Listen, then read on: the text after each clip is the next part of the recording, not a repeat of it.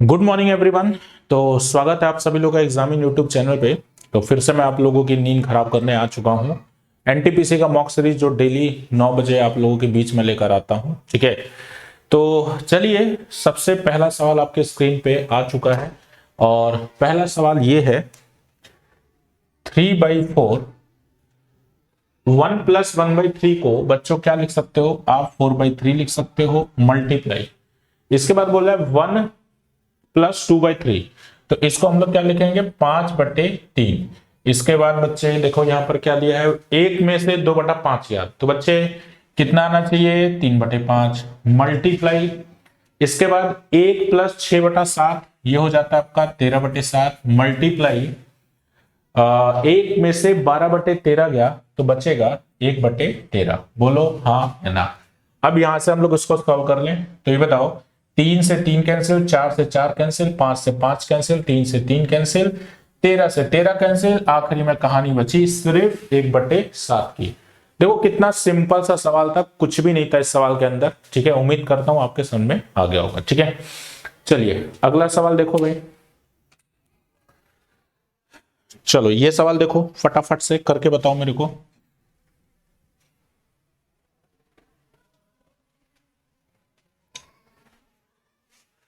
कह रहा है यदि 3 की पावर x+8 3 की पावर x+8 बराबर में 27 की पावर 2x+1, तो इसमें पूछा है कि बताओ x का मान क्या होगा। बच्चों सबसे पहले इन दोनों के बेस वैल्यू को बराबर करो। कैसे करोगे तो ये जानो। ये बताओ 27 3 का क्यूब होता है, तो 3 की पावर 3 मल्टीप्लाई 2x+1 होना चाहिए। बोलो हाँ या ना, है ना। अब बताओ बेस वैल्यू सेम हो गया, तो यानी कि x+8 बराबर में 3 दूनी 6x+3। अब बताइए कि 8 में 3 गया बचेगा 5 और 6 में 1 गया बचेगा 5x, तो x का वैल्यू हो जाएगा कितना 1। तो 1 इसका बिल्कुल सही जवाब होना चाहिए, ठीक है। चलो अब ये सवाल देखो भाई सभी लोग, बहुत ही सिंपल सा ही सवाल है, ज्यादा कुछ है नहीं इसके अंदर, है ना। कैसे इसको किया जाए ये जानते हैं। ये भाई साहब क्या कह रहे हैं, किसी परीक्षा में 17 विद्यार्थियों के औसत अंक 71 थे, ठीक है। चलो भाई जितने थे हमने उसको लिख लिया, ठीक। इसको करने का तरीका जो मेरा है मैं वो बता रहा हूं। अब कह रहा है किंतु बाद में पता चला कि एक विद्यार्थी के अंक गलती से 56 के बजाय 65 लिखे गए, है ना। अब इसका मतलब क्या है कि 56 लिखना था 65 लिखा गया, ऐसा इसने बोला है। तो और एक दूसरे विद्यार्थी के 50 के बजाय 24 लिखे गए, यानी कि लिखना था 50 और 24 हमने लिख दिया है, ठीक। सवाल में बोला कि सही औसत बताओ कितना होना चाहिए। बच्चों बताओ कि जब तुम 65 की जगह 56 लिखोगे, भाई अगर सही करोगे तो 65 की जगह 56 लिखोगे, यानी कि देखो 65 से 56 जाने में कमी होगी कि नहीं होगी, बताओ कितने की कमी होगी, 9 की कमी होनी चाहिए, तो -9 यहां लिख देंगे, ठीक है। अच्छा 24 से 50 होने में, 24 से 50 होने में बताओ बढ़ेगा या घटेगा। तो यहां पर देख लो 24 से 50 होने में 26 बढ़ेगा, यहां 26 बढ़ेगा और यहां पे 9 कम होगा। तो बताइए 26 में से 9 गया, कितना बचेगा 17। और ये बताइए कि ये 17 प्लस का होगा और ये 17 का बंटवारा पूरे 17 लोगों में होगा, तो बताओ सवाल का उत्तर 72 आएगा कि नहीं आएगा, ठीक। 72 इसका बिल्कुल सही जवाब हो जाएगा, ठीक है। चलो ये देखो भाई,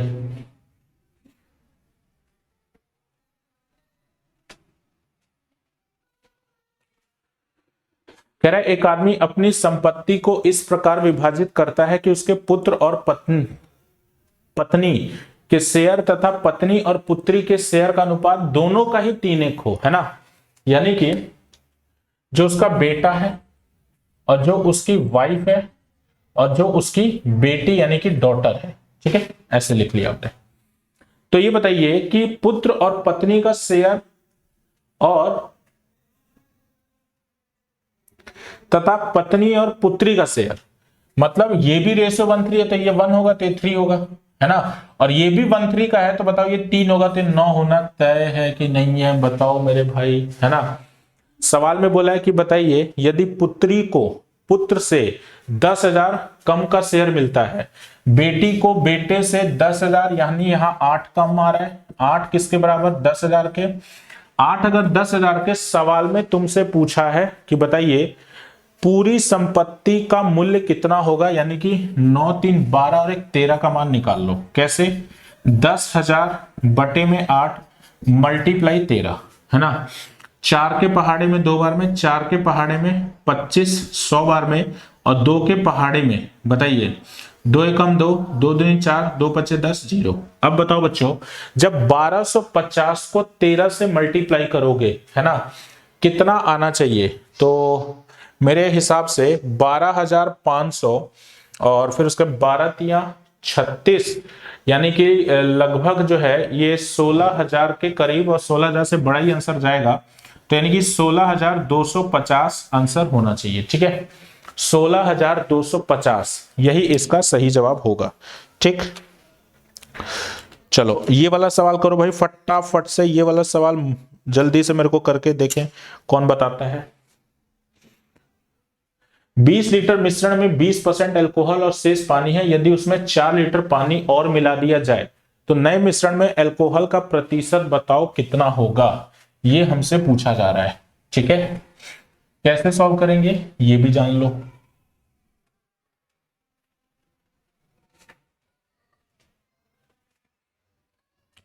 अब 20 लीटर मिश्रण में 20% अल्कोहल और शेष पानी है, ठीक है, तो ये बताओ कि पानी कितना है, 80% है कि नहीं है, और ये बताइए उसमें 4 लीटर पानी और मिला दे, तो जब पानी ही प्योर मिलाओगे तो 100% लिखोगे बच्चे, है ना।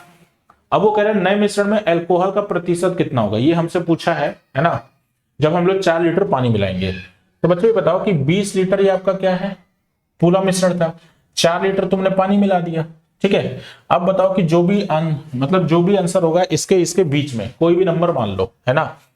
तो ये हालांकि देखो 5 और 1, मान लीजिए मैंने 85 मान लिया, ये कितना, ये 5 कम है, मल्टीप्लाई 5, ये कितना ज्यादा है, तो ये 15 ज्यादा है, मल्टीप्लाई 1। अब बच्चों बताओ ये माइनस का 25 ये प्लस का 15, बताओ माइनस का 10 आएगा कि नहीं आएगा, और बटे में 5 और 1 6। ठीक, मतलब मेरे को जहां तक लगता है कि इसका आंसर जो है पॉइंट में ही आना भी चाहिए, है ना। 2 के पहाड़े में 3 बार में, ये 5 बार में, तो बताइए 85 माइनस 3 एकम 3 और ये 2/3।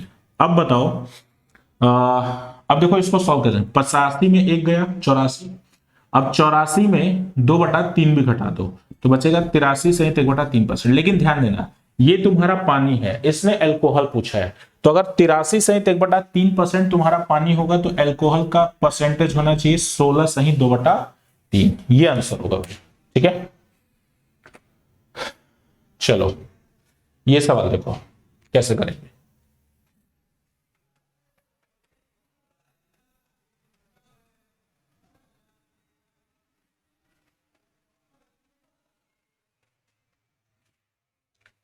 तीन व्यक्ति एबीसी जिनके वेतन का जोड़ 72,000 रुपए, ठीक है, वे अपने वेतन का 80 85 75% खर्च करते हैं और बचत का अनुपात 8 9 20 है। ये हम लोगों का शीट का सवाल है ना बच्चे। अच्छा ये बताओ कि यहां पर बोला है कि 80% खर्च किया तो बचाया कितना, 20%, नीचे लिख दो, मैंने बताया था यही तरीका। 85% खर्च करेगा बचेगा कितना 15, और 75% खर्च करेगा बचेगा 25, रेशियो निकाल लो यहां से। ठीक है, अब बताओ 5 के पहाड़े में 4 बार में, 5 के पहाड़े में 3 बार में, 5 के पहाड़े में 5 बार में, 5 के पहाड़े में 4 बार में, ठीक है, 3 के पहाड़े में 3 बार में, 4 के पहाड़े में 2 बार में, 2:3:4, ये आएगा कि नहीं आएगा। तो इसी रेशियो में अब बताओ 72,000 को बांटोगे, है ना, और ए का हिस्सा चाहिए तुम्हें, तो बताओ 4 3 7 2 9, 9 बराबर 72,000, 1 बराबर 8,000, तो 2 बराबर हो जाएगा कितना 16,000। 16,000 इसका सही जवाब। ठीक है, 16,000 इसका बिल्कुल सही जवाब हो जाएगा। ठीक, चलो ये सवाल देखो भाई, देखो एग्जामिनर जो है धीरे धीरे एनटीपीसी का जो पेपर है वो थोड़ा सा उसका धीरे धीरे लेवल बढ़ा रहा है ना, तो भाई आप लोग भी अपना लेवल धीरे धीरे बढ़ाते चलो। ठीक है भाई, एकदम लो लेवल के सवाल से काम नहीं चलने वाला, समझ में आ रही है मेरी बात। कह रहा है एक व्यक्ति ने के खर्च एवं बचत का अनुपात 3:1 है ना। तो बच्चे बताओ खर्च बचत, तो ये हो गया इनकम, इनकम एक्सपेंडिचर सेविंग, ठीक। अब ये कह रहा है कि उसकी आय 16% बढ़ती है, मतलब ये 16% बढ़ गया, चलो भाई ये भी ठीक है। और उसी के साथ खर्चा भी 20%, ये भी 20% बढ़ रहा है, तो बचत कितना है यही हमसे पूछा जाएगा, चाहिए सी बात है ना। तो बच्चों ये बताओ कि ये हो जाएगा कितना 64, 20 दिया, सॉरी 20 दिया 60 और प्लस x, तो x का वैल्यू बताओ 4% आएगा कि नहीं आएगा, यानी कि बचत तुम्हारा 4% से बढ़ जाएगा, ठीक है। उम्मीद करता हूं समझ में आ गया होगा।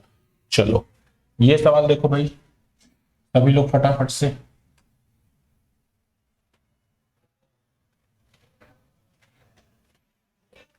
रमेश ने कोई पुस्तक 30% हानि पर बेची, यदि इसे 140 रुपए अधिक पर बेचता तो उसे 40% का प्रॉफिट होता, तो बताइए पुस्तक का सीपी क्या होगा, है ना। अच्छा बच्चों ये बताओ कि अगर 30% हानि पर बेचेगा, मान लीजिए सीपी है बुक का 100, 30% हानि पे बेचेगा यानी कि 70 में बेचेगा, बोलो हाँ या ना। और 140 में अधिक बेचेगा तो प्रॉफिट 40% का होगा, तो 140 में बेचेगा। 70 से 140 होने में अंतर 70 का होगा और वो होगा 140 रुपए की वजह से। तो अगर 70 140 होगा तो एक कितना होगा 2, एक अगर 2 होगा तो 100 कितना होना चाहिए, तो सवाल का उत्तर होगा 200 रुपया, ठीक है। आंसर क्या होगा 200 रुपया। चलो ये देखो भाई,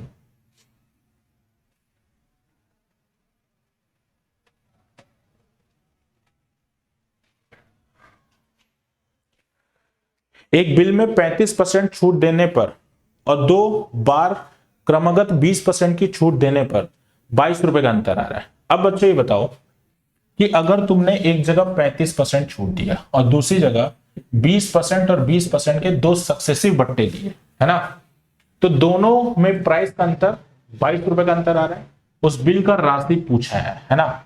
अच्छा ये बताओ कि अगर इसका मैं सिंगल डिस्काउंट निकालूंगा तो कैसे, 20 प्लस 20 माइनस 20 इंटू 20 यानी कि 400 बटे में 100, है ना।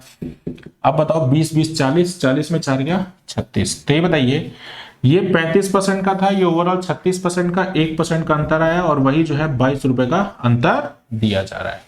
एक अगर 22 रुपए, तो बताओ बिल की राशि 100% होगी, तो बेटा 100% का मान 2200 होना चाहिए कि नहीं, बताओ बोलो भाई मेरे। चलो ये सवाल देखो, मनोज ने 29,400 रुपए 6 वर्ष के लिए साधारण ब्याज पर जमा किए, 6 वर्ष बाद उसे 4200 रुपए ब्याज प्राप्त हुआ, वार्षिक ब्याज की दर बताओ कितनी थी, ठीक है। चलो भाई देखो कैसे करेंगे इसको।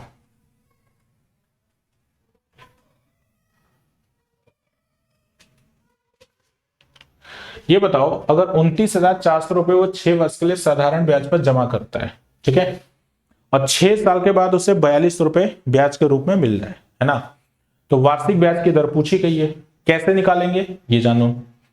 बच्चे बताओ अगर 6 साल में उसने 42 रुपया पाया तो साल भर में कितना पा रहा है 700, ये 700 बताओ 29,400 का कितना परसेंट होगा, निकाल लो आंसर आ जाएगा, है ना, मल्टीप्लाई 100, ठीक है।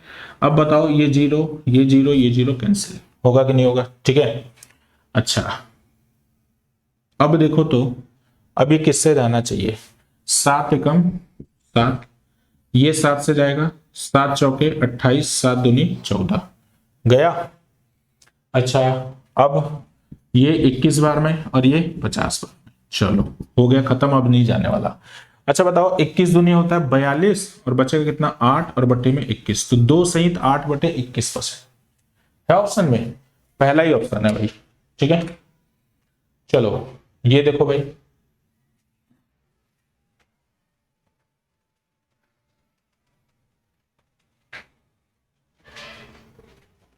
किसी धनराशि के 5% वार्षिक दर से 3 वर्ष के चक्रवृद्धि ब्याज तथा साधारण ब्याज का अंतर 122 रुपए है, तो वो धनराशि क्या है ना।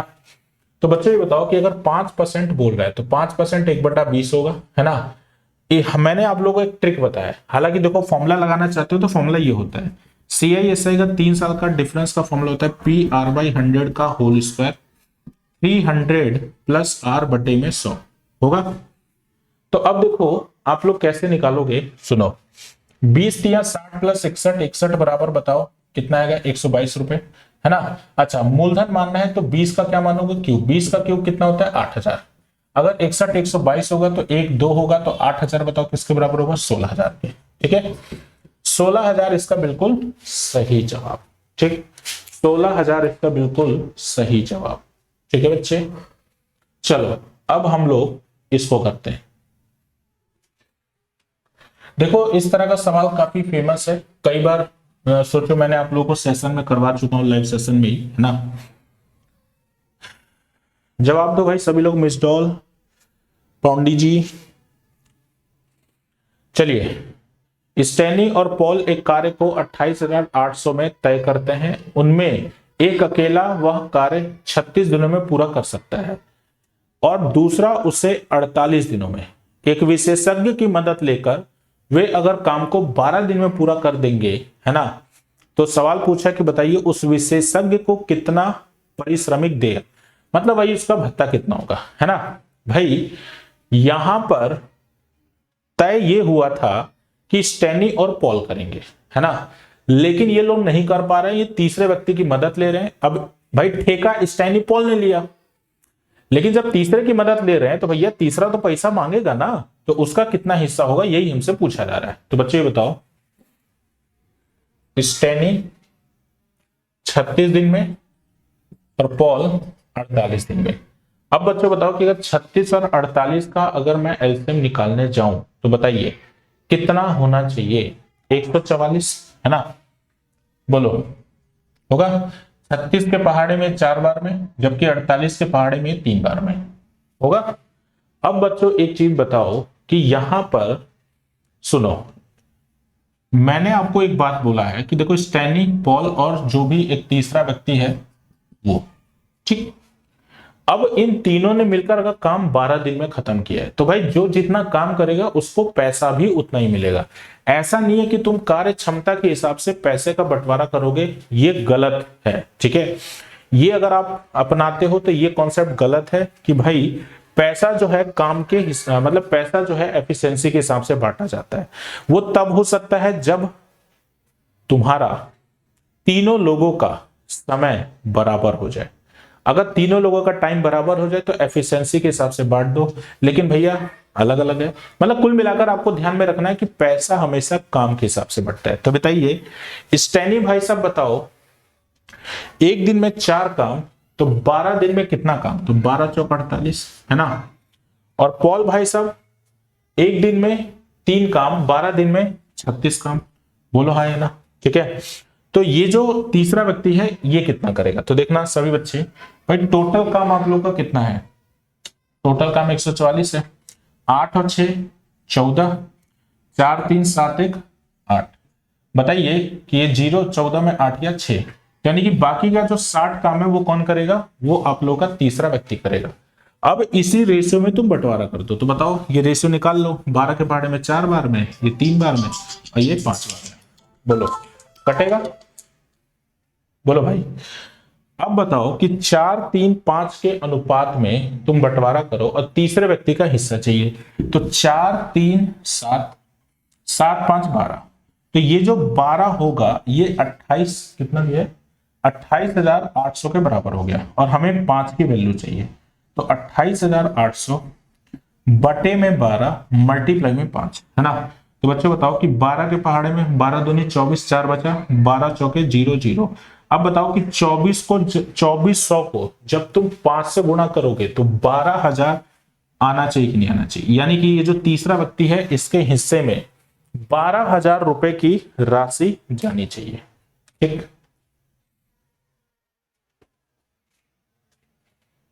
चलो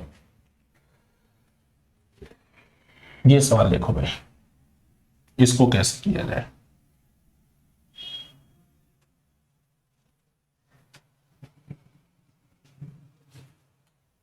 एक टंकी को पानी से भरने के लिए 2 पंप है, पहला पंप खाली टंकी को 8 घंटे में भर सकता है, ठीक है, और दूसरा पंप 10 घंटे में, दूसरा पंप 10 घंटे में, ठीक है। यदि दोनों पंपों को एक साथ खोलकर 4 घंटे तक चलाया जाए तो टंकी का कितना भाग पानी से भर जाएगा, ठीक है। अब बच्चों बताओ कि दोनों का एलसीएम हो जाएगा 40, 8 के पहाड़े में 5 बार में, 10 के पहाड़े में 4 बार में होगा। अब दोनों को एक साथ खोल दोगे और 4 घंटे के लिए खोल दो। अब बताओ कि दोनों 1 घंटे में कितना भर रहे हैं, 9, 4 घंटे में कितना भर देंगे, 36, है ना। 36 कितने में से, 40 में से भर दिए, है ना। और यही तो बोला कितना भाग पानी से भरेगा, तो बताओ 4 के पहाड़े में 9 बार में 10, 9/10 पानी से भर जाएगा। अगर कई बार ये भी होता है कि कितना खाली बचेगा, तो बेटा ये बताओ 9/10 भरा है तो खाली कितना होना चाहिए, 1/10 होना चाहिए कि नहीं। बोलो भाई मेरे, हाँ या ना, होगा ना।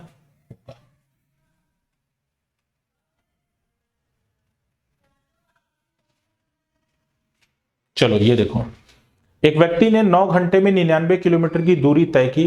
वह आंशिक रूप से 9 किलोमीटर प्रति घंटा की गति से पैदल चला है और आंशिक रूप से 18 की गति से साइकिल से यात्रा किया, ठीक। तो पैदल तय की गई दूरी बताओ कितनी होनी चाहिए, ठीक है। अब बताओ बच्चों, 9 ये हो गया और ये दूसरा कितना है, 18, ठीक।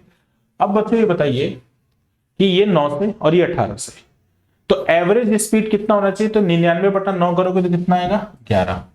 लो एल्स लगा दो एलिगेशन, 18 11 का अंतर 7, 11 9 का अंतर 2, 7 और 2 के रेशियो में किसका बंटवारा होता है, टाइम का। तो यानी कि 7 घंटा वो इस रफ्तार से, 2 घंटा वो इस रफ्तार से। सवाल क्या पूछा है, पैदल दूरी।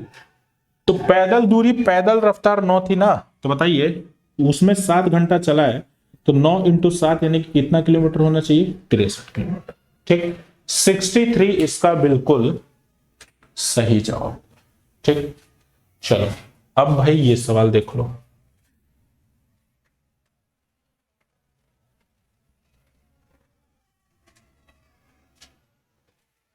यदि स्थिर जल में नौका की गति 20 किलोमीटर प्रति घंटा है और धारा की गति 5 है, ठीक है, मतलब नाव की स्पीड 20 है और धारा की 5 है, तो धारा की गति के साथ 100 किलोमीटर की यात्रा तय करने में नौका को कितना समय लगना चाहिए। तो बताइए, time is equal to distance है 100, है ना, और स्पीड की बात करें तो बताओ कि धारा के साथ अगर नौका जाएगी तो बेटा 20 और 5 दोनों जुड़ेगा यानी कि 25 हो जाएगा, तो 4 घंटा का समय लगेगा, ठीक है। 4 आवर इसका बिल्कुल सही जवाब। चलो ये देखो भाई, अलजेब्रा का सवाल आ गया तुम्हारी निगाहों के सामने, है ना। अब बताओ x - y = 7 दिया है, तुमसे पूछा है कि बताओ x × y अगर 32 हो तो बताओ x² + y² का मान कितना होना चाहिए, है ना। बेटा दोनों तरफ स्क्वायर कर दो, बहुत आसान, x² + y² - 2xy = 49, है ना। हमें इसका वैल्यू चाहिए, तो बताइए xy का वैल्यू दिया ही है, तो एक काम करो x² y², है ना, ये भाई साहब उधर ले जाओ 49 और ये 32 दूनी यानी कि 64। अब बताओ 9 4 13, 6 4 10 11, 113 इसका बिल्कुल सही जवाब होना चाहिए, ठीक है। उम्मीद करता हूं आपके समझ में आ गया होगा, क्लियर है। चलो अब देखो भाई ये सवाल फटाफट से सभी लोग, सरल रेखा 9x + 4y = 36 x अक्ष एवं y अक्ष द्वारा घिरे क्षेत्र का क्षेत्रफल बताओ कितना होना चाहिए, है ना। तो कैसे करोगे, देखो कभी भी इस तरह का सवाल तुमसे पूछे तो सुनो कैसे करना है। ये x एक्सिस हो गया, ये y एक्सिस हो गया, तो इन दोनों से तो घिरा होना चाहिए, तो भाई इन दोनों से घिरा हुआ एरिया यहां भी हो सकता है, यहां भी हो सकता है, यहां भी हो सकता है, यहां भी हो सकता है।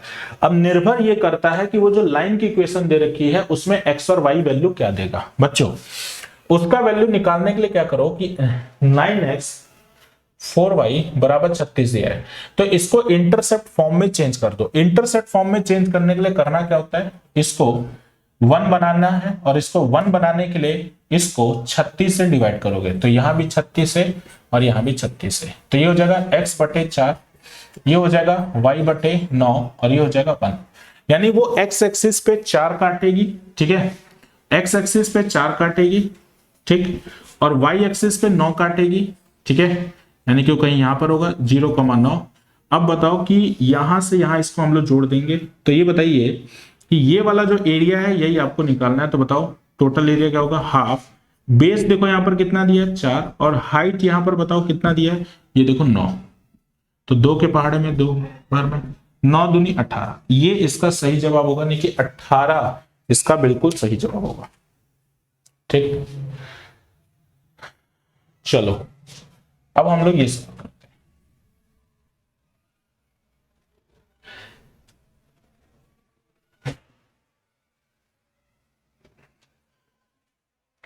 cot 10 डिग्री, cot 20 डिग्री, देखो भाई cot 10 degree, cot 20 degree, cot 60 degree, और क्या दिए cot 70 और cot 80, cot 70 और cot 80। बेटा ऐसे सवाल कैसे करना है ये जानो भाई। याद रखना कि cot A into cot B बराबर 1 होता है कब, जब A प्लस बी 90 डिग्री हो, बस इसी चीज को लगा दो। अब बताओ कि यहां पे 10 डिग्री है और यहां पर 80 डिग्री है, तो दोनों को जोड़कर 90 हो रहा है, 90 हो रहा है, तो इसका मतलब इन दोनों का गुणनफल 1 होना चाहिए, इन दोनों का गुणनफल 1 होना चाहिए, और बचा cot 60 डिग्री। बोलो हाँ या ना, बोलो भाई, इतनी चीज क्लियर हो रही है? बताओ क्या आप लोगों को इतनी चीज क्लियर हो रही है? बताओ भाई।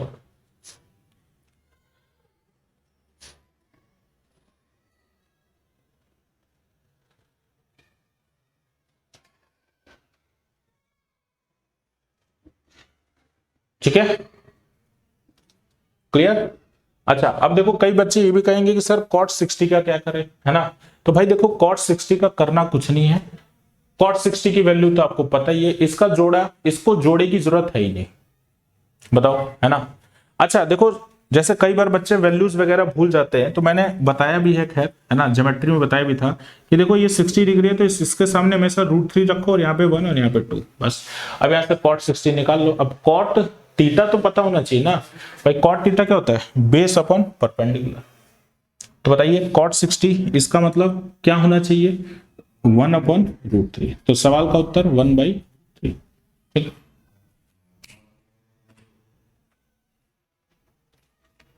चलो यहां देखो,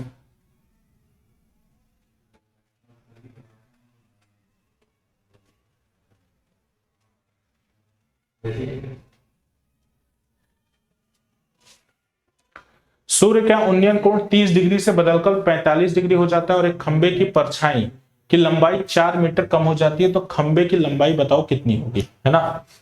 ये बच्चे आप लोग का खंबा हो गया, ठीक।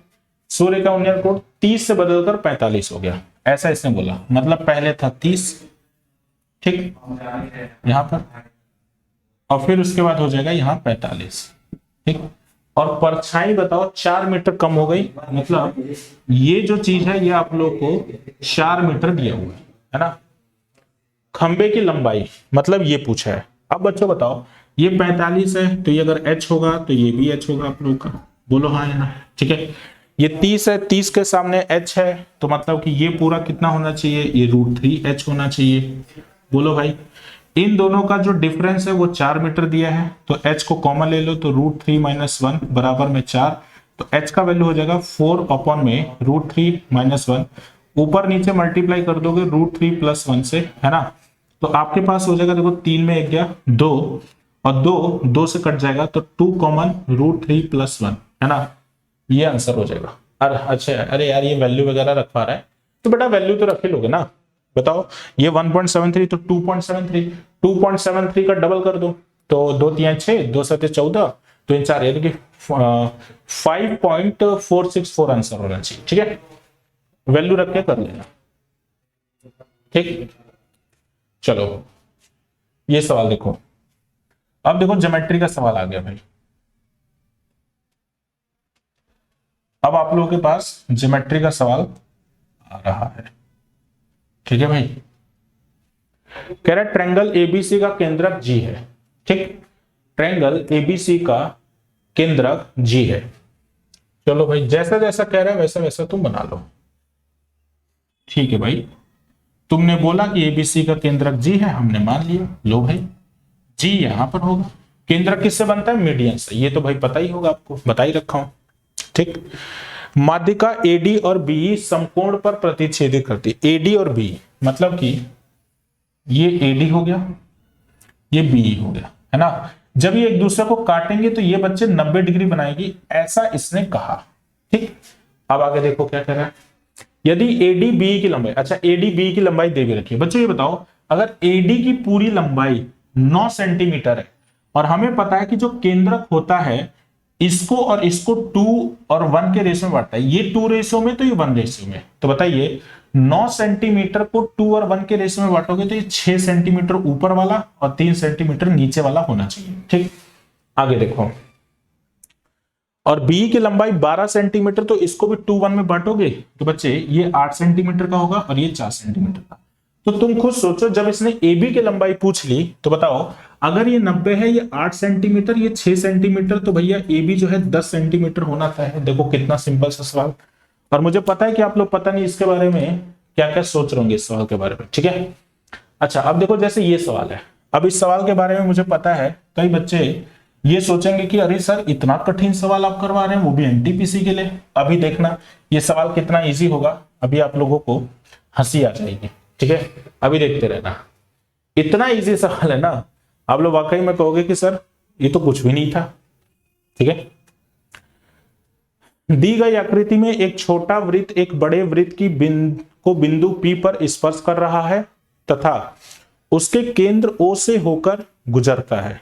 ठीक है भाई, PR एक जीवा है, PR एक जीवा है। ठीक है, जिसकी लंबाई 34 सेंटीमीटर है, तो PS की लंबाई बताओ कितनी होनी चाहिए। ओके, ये दिया है। अब देखो, ये सवाल जो है मैं मतलब रैंडम उठा लिया हूं और मेरे को भी नहीं आता कि सवाल करना कैसे, लेकिन देखना मैं इसमें लॉजिक्स ढूंढूंगा, मैं मतलब तरीका ढूंढूंगा भाई कैसे होगा। ठीक है, चलो जैसे मैं भी ये सवाल पहले कभी नहीं किया। P ये आप लोग का Q हो गया और यहां पर देखो इसने O बोला है और ये आप लोग का एक छोटा सर्कल और हम लोग बना ले रहे हैं। ठीक है भाई मेरे, इसके बाद ये बताइए कि यहां से एक लाइन ऐसे जा रही है। ठीक है, ये आपका S हो गया और ये आपका R हो गया, यही है ना। ठीक है, अब बच्चों ये बताओ, मेरी बात ध्यान से सुनो। मेरे को जहां तक लगता है कि देखो अब इसमें तुम्हें जो चीजें जरूरी हैं इस PS को निकालने के लिए वो दिया है नहीं, तो मेरे को अब इस दिमाग में ये घुस रहा है कि हाँ इसमें सिमिलरिटी के अलावा कोई काम चीज नहीं करने वाली है ना। तो मैं कोशिश ये करूंगा कि मैं इसमें सिमिलरिटी लगाऊं। अब सिमिलरिटी कैसे लगाऊंगा ये जानो। देखो बेटा, ये बताओ कि अगर मैं यहां से यहां इसको आपस में जोड़ दूं और यहां से यहां इसको आपस में जोड़ दूं, है ना, तो तुम देखो कि PQR एक ट्रायंगल तैयार हो गया बड़ा वाला और POS एक दूसरा ट्रायंगल हो गया छोटा वाला तैयार। हुआ कि नहीं हुआ? अब बताओ क्या ये दोनों ट्रायंगल आप लोगों के अगर हम देखा जाए तो भाई ये पूरे हमारे सिमिलर ट्रायंगल होंगे, है ना। क्या होंगे? सिमिलर ट्रायंगल होंगे। ठीक, अब बच्चों क्यों सिमिलर होंगे ये भी मैं आप लोगों को बता देता हूं।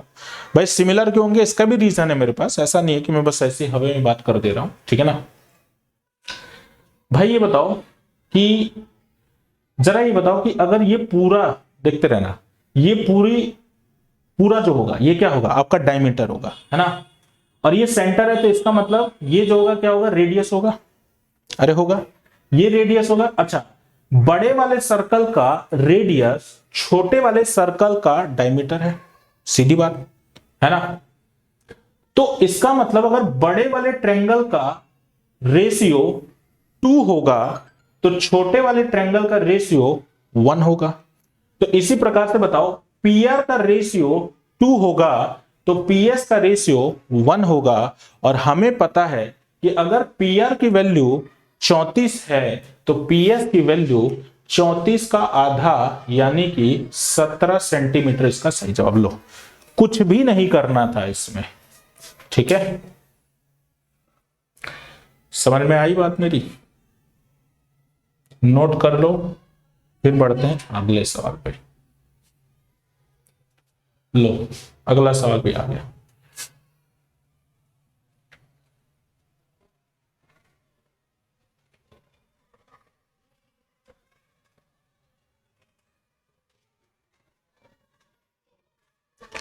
कह रहे हैं एक समलंब की दो समांतर भुजाओं की लंबाई 18 और 24 है। ठीक है, ठीक है भाई, समलंब ये लो हमने बना दिया। इसकी दो समांतर भुजाओं की लंबाई मतलब ये 18 है तो ये 24 है, ऐसे ऐसे बोला है। यदि उसकी ऊंचाई 12 मीटर है, मतलब ये इसका हाइट हो गया जो कि 12 मीटर है। ठीक, तो समलंब का क्षेत्रफल बताओ कितना होगा, इसका एरिया बताना है। बेटा बहुत आसान सवाल, half sum of parallel side, 24 और 18 जोड़ लो, कितना होना चाहिए 42, मल्टीप्लाई 2 के पहाड़ी में, ये बताओ ये 6 बार में जाएगा तो 42 इंटू 6 दूनी 12 और 4 छके 24 और 1 25, 252 इसका बिल्कुल सही जवाब। ठीक, चलो ये देखो भाई, 3401 में से कौन सी न्यूनतम संख्या घटानी चाहिए ताकि वह राशि 11 से पूर्ण रूप से विभाजित हो जाए, है ना। मुझे लगता है ये सवाल भी अब आप लोग बड़े आराम से करोगे, कोई दिक्कत नहीं होगी आप लोग को। ठीक है, कोई दिक्कत नहीं है। बताओ बच्चों क्या करना है भाई, ऑप्शन से कर लो ना यार, इसे कुछ करना ही नहीं है। अब 3401 में से हमें कौन सी न्यूनतम संख्या घटानी चाहिए ताकि वो 11 से डिवाइड हो जाए, यही तो बात कह रहे हैं वो, है ना। तो भाई मेरे ये बताओ, अगर मान लो ऐसे ही देखो, तुम इसमें से 3 घटाओगे, है ना, तो 3398 होगा कि नहीं होगा बोलो। और 3398 जो है वो 11 से डिवाइड नहीं हो रहा, गए काम से। 2 घटाओगे तो वो 3399 होगा, और 3399 11 से डिवाइड हो रहा है, यानी कि इसका थर्ड ऑप्शन यानी कि 2 जो है इसका बिल्कुल सही जवाब होगा। ठीक, क्लियर है बात। ये सवाल देखो, ये काफी बढ़िया सवाल है ना। अब इनको कैसे, इस तरह के सवाल को कैसे करना होता है ये मैं अब आप लोग को बता देता हूं। कह रहा है 23 और 35 को किस महत्तम संख्या, महत्तम मतलब हमें एचसीएफ लेना पड़े, है ना, से विभाजित किया जाए कि क्रमशः 32 और 56 शेष बचे। बेटा ऐसे सवाल करने के लिए पता है क्या करना होता है, सुनो मेरी बात। सबसे पहले 2300, अब कितना शेष बचना चाहिए, तो इसमें 32 बचना चाहिए, है ना, और 3500 वाले में शेष कितना बचना चाहिए, इसमें 56 बचना चाहिए। तो इस 32 को हटा दो, इसमें से 56 को हटा दो। समझ में आ रही बात मेरी, ठीक है, मेरी बात समझ में आ रही कि नहीं आ रही। अब बच्चे बताओ कि इधर जगह है, चलो इसको थोड़ा सा ना और इधर लिख लेते हैं।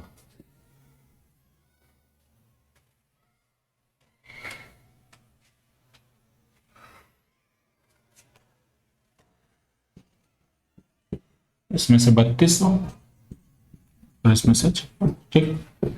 बताओ 10 में 2 गया 8, दिख रहा है ना, हाँ।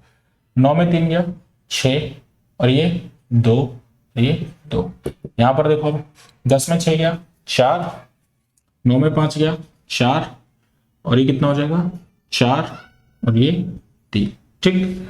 अब बच्चों ये जो दो संख्या आप लोगों के सामने आई है ना, इन दोनों का तुम निकाल लो एचसीएफ, वही इसका आंसर होगा। ठीक है, अगर मान लो इन दोनों का मैं एचसीएफ निकालूं तो भाई मैं एचसीएफ इसका कैसे निकालूंगा, ये अब आप जानो। आप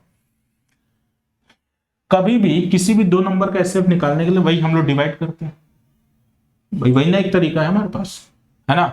लेकिन मैंने आप लोग को बताया था कि इन दोनों नंबर का डिफरेंस ले लो, है ना। क्या करोगे, इन दोनों नंबर का डिफरेंस ले लो। तो अगर मान लो इन दोनों नंबर का डिफरेंस लो, ठीक, या तो डिफरेंस आंसर होगा, और या फिर डिफरेंस का जो फैक्टर होगा उनमें से कोई एक आंसर होगा। 14 में 8 गया 6,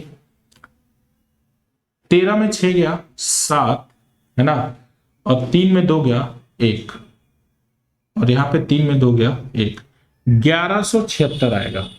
अब देखो जो भी हमारा आंसर होगा वो कहीं ना कहीं या तो 1176 होगा, और या तो 1176 का मल्टीपल होना चाहिए, है ना। तो अब एक काम ये कर सकते हो कि आप ना इसको करके देखो, है ना। अच्छा ये बच्चों बताओ कि जैसे 1176 इसका फैक्टर हम लोग करा जाएगा, है ना। अब जाहिर सी बात है, देखो नंबर हमें बड़े बड़े दिए, 42 दिया है, 84 दिया है, 168 दिया है, 136 दिया है। तो मान लीजिए कि हम 84 करें, मान लो 84 करें, है ना। तो 84 के पहाड़े में बताओ, 84 के पहाड़े में पहले एक बार में जाएगा और फिर उसके बाद 16 17 4 3, फिर 84 4 बार में 14, ठीक। तो देखो ये 84 से चले जा रहा है ना। अब 84 से चले जा रहा है ना। अब एक बार ये चेक कर लेना कि क्या ये 84 से जाएगा, क्या ये अब बोलोगे सर 84 से कैसे चेक करें। बेटा 84 किसका फैक्टर होता है, 84 का फैक्टर क्या होता है, 12 और 7, है ना। तो देख लेना ये 7 से जा रहा है, ये भी 7 से जा रहा हो, पता चल जाएगा। 84 इसका बिल्कुल सही जवाब हो जाएगा, ठीक।